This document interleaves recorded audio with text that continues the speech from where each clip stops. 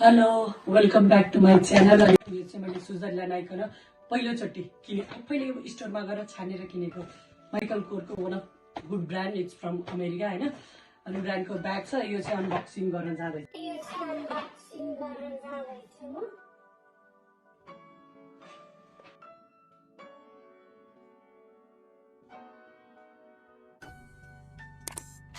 Hello welcome back to my channel. अनि अघि तपाईहरुले अगाडि भिडियोमा देख्न सक्नुहुन्छ यो चाहिँ मैले स्विजरल्यान्ड आइकन पहिलोचोटि किने आफैले स्टोरमा गएर छानेर किनेको माइकल कोरको one of good brand. It's from America हैन।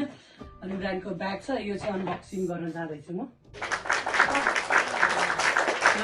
कैची पनि दिसेछ। खासै कैची चाहिँ चाहिँदैन यो ब्याग खोल्नलाई। Still I am trying with कैची हैन।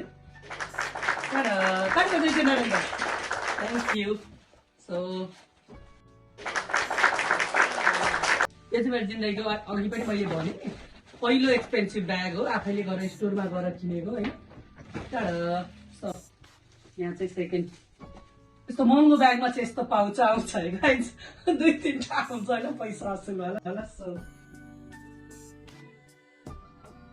ओके अब म यो खोल्छु है त। टाढा यसमा रिबन काट्नुपर्छ। किन लामो रहेछ होइन।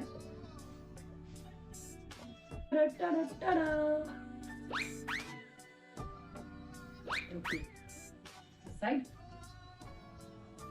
यति एक्सपेन्सिभ ब्याग भएको भएर यहाँ पनि यस्तो लागेर रहेछ होइन फर्स्ट ह्यान्ड। सो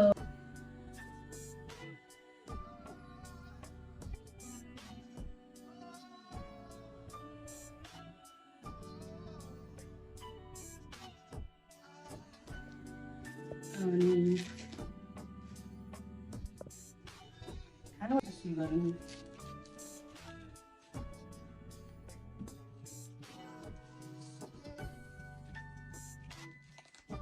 अनि यो चाहिँ मेरो फेभरेट कलर हो।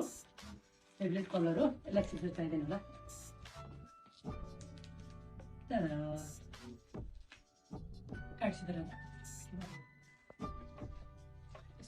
यसमा चाहिँ एक्स्ट्रा चेन पनि छ। अनि ओरिजिनल ब्यागमा चाहिँ यस्तो हुँदो रहेछ है। केही लेखेछ।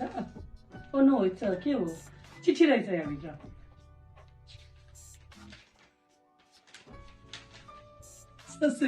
बिल रहेछ। खाममा हालेर दिँदो रहेछ बिल।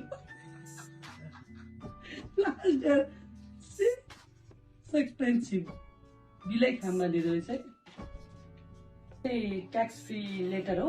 यसमा चाहिँ कस्तो हुन्छ अनि हाम्रो यो ब्याग लिएर चाहिँ जस्तो नेपाल वा कतै जाने हो भने चाहिँ यो पेपर देखाउँदा यो प्रोडक्टहरूको चाहिँ ट्याक्स लाग्दैन। यो चाहिँ सबै देशमा लागू हुन्छ। तर